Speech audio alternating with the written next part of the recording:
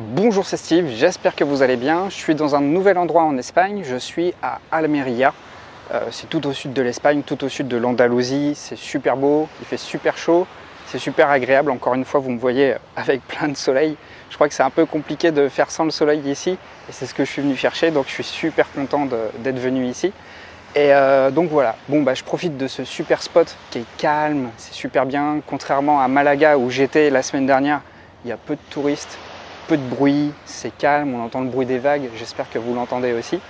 Et je voulais vous parler un peu d'une dérive que l'on constate beaucoup dans le développement personnel. Et je voudrais vraiment faire la nuance entre le contenu que je propose et ce que l'on peut parfois voir dans certains contenus en fait. Non pas que j'atteste que mon contenu soit meilleur, mais je m'efforce le plus possible en tout cas, lorsque je vous accompagne à travers mes formations, à travers mes coachings, et bien que mon approche soit la plus réaliste et la plus pertinente possible. Et ça compte pour moi, mon envie vraiment, mon objectif, c'est que vous progressiez à travers votre propre évolution. Et là où le point en tout cas sur lequel je voudrais m'arrêter, c'est que très souvent dans les livres de dev perso ou sur certaines chaînes YouTube, sur certains sites, on entend des influenceurs dire que en fait, on peut tout changer, on peut devenir la personne qu'on veut devenir être en faisant tabula rasa du passé en fait. Mais ça, c'est pas possible. En fait, ça voudrait dire que toutes les expériences qu'on a eues auparavant, il faudrait appuyer sur le bouton reset, tout effacer, tout neutraliser, comme si on n'avait rien vécu, comme si vous n'aviez pas vécu de traumatisme, comme si vous n'aviez pas vécu d'expériences désagréables, comme si vous n'aviez pas eu de blessure, et recommencer comme en 14, comme s'il ne s'était rien passé. Mais en fait, non, moi je trouve ça pas du tout pertinent et pas du tout constructif en plus. Pourquoi? Parce que même si on a vécu des expériences blessantes, des expériences douloureuses, voire traumatisantes, on le voit beaucoup dans certains cas, par exemple de femmes qui ont été violées. Comment on peut dire à une personne qui a subi de tels actes, par exemple, que pour reconstruire son estime de soi, faudrait faire table rase du passé, appuyer sur le bouton, allez, j'annule tout, j'efface tout et je recommence. Non, c'est pas possible en fait. Et là, on rejoint vraiment le concept de résilience. C'est un concept qui est vachement important parce que ça nous permet vraiment de se renouveler, de se recréer à partir de nos expériences passées. Et tout ça, ça m'a fait penser à un livre que j'ai pas lu en entier, mais que j'ai pas mal parcouru. C'est l'art du kintsugi. C'est ça, comme ça qu'on dit, je crois, kintsugi ou kintsugi. C'est une discipline artistique japonaise qui consiste à réparer des céramiques en mettant en valeur les endroits où ça a été cassé, en mettant des paillettes d'or.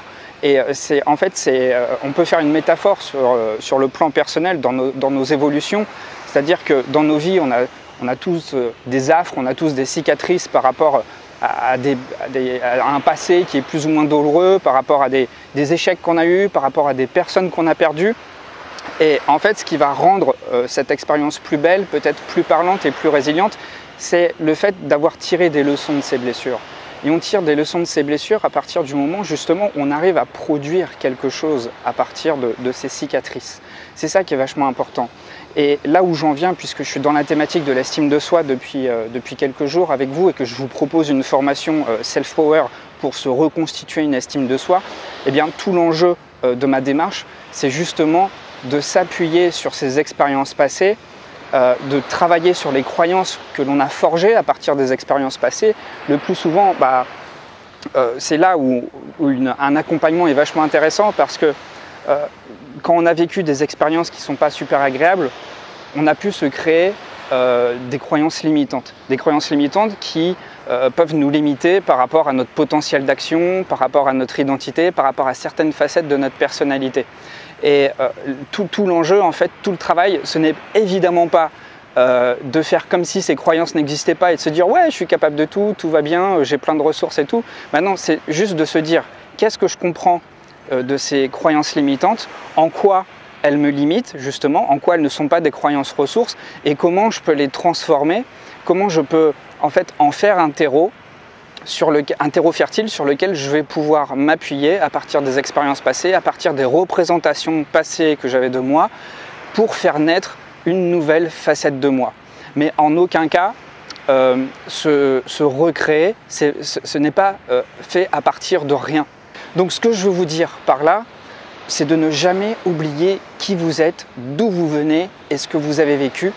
Et même si ce sont des choses désagréables, même si vous avez vécu des choses désagréables dans votre famille, avec votre partenaire ou au travail, n'essayez pas d'annuler ça, mais essayez plutôt d'en tirer des leçons et voir en quoi ce que vous avez vécu peut devenir un terreau fertile pour créer quelque chose de nouveau. Et c'est en ça que vous allez réussir en tout cas à reconstituer une saine image de vous. Et de toute façon, voilà, j'ai écouté un podcast de Charles Pépin, un philosophe contemporain que vous connaissez peut-être, et il disait en fait que c'est un peu une supercherie cette histoire de tout focaliser sur le moment présent, parce qu'il y a plein de trucs qui sont urgents. En fait, dans le podcast, il s'intéressait beaucoup aux enjeux écologiques. Et dans ce qu'il dénonce en fait, cette quête de la recherche du moment présent, c'est quelque part stérile parce que ça nous amène à ne pas considérer l'avenir proche.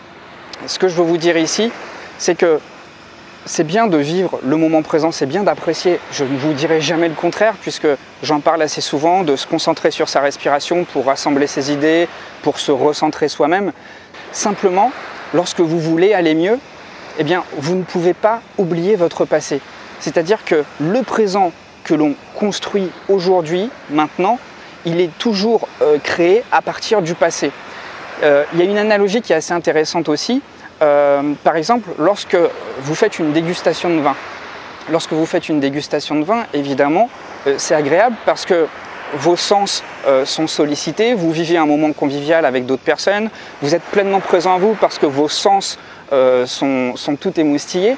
Néanmoins, ce qui fait la qualité du présent que vous êtes en train de vivre, c'est les expériences passées, c'est votre répertoire olfactif, c'est tous vos souvenirs olfactifs, gustatifs, les réminiscences que le vin que vous êtes en train de déguster est en train de remettre à la surface. C'est faire appel à la mémoire de toutes vos anciennes dégustations que vous allez mettre en comparaison avec ce que vous êtes en train de vivre au moment présent.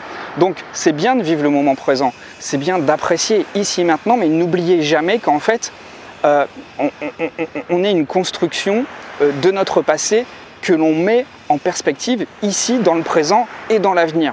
Donc si vous voulez vous recréer, si vous voulez avoir une nouvelle image de vous, n'oubliez jamais d'où vous venez, quelles que soient vos expériences, quels que soient vos échecs, quelles que soient vos mésaventures en fait. C'est super important dans la mesure où c'est en prenant en compte tout ce que vous ne voulez plus dans votre vie qu'avec beaucoup plus de conscience, vous allez pouvoir créer quelque chose de nouveau. Parce que au contraire, si vous êtes dans le déni, comme si ça n'avait jamais existé, votre inconscient, irrémédiablement, comme les vagues, il va refaire en sorte que vous viviez les mêmes choses. J'avais fait une formation il y a quelques temps sur métamorphose émotionnelle où j'expliquais vraiment que pour guérir ces blessures émotionnelles, tant que l'on n'a pas mis à la conscience ces blessures, ce qui nous a vraiment frappé au niveau de notre enfance, eh bien notre inconscient, tout au long de notre vie, eh bien, nous amène à revivre des situations jusqu'au moment où on comprend, où on prend les mesures, où on s'adapte parce qu'on a compris ce qui se passait dans le passé. Donc tout le programme que je vous propose dans Self Power, c'est ça, c'est avoir un regard empathique, mais un regard objectif sur le passé pour pouvoir discerner ce qui vous a servi, ce qui vous a desservi, conjuguer ce que vous avez fait de mieux au service de vos objectifs actuels et puis surtout tirer des leçons de votre passé, tirer des leçons de ce que vous ne voulez plus vivre. C'est ça qui est vraiment important. Donc n'oubliez pas que vous êtes une personne avec une histoire. Cette histoire, c'est votre patrimoine. Cette histoire, c'est votre légende. C'est une légende dans laquelle vous êtes le héros et vous allez continuer cette légende aujourd'hui parce que vous savez d'où vous venez et vous savez où est-ce que vous voulez vous orienter.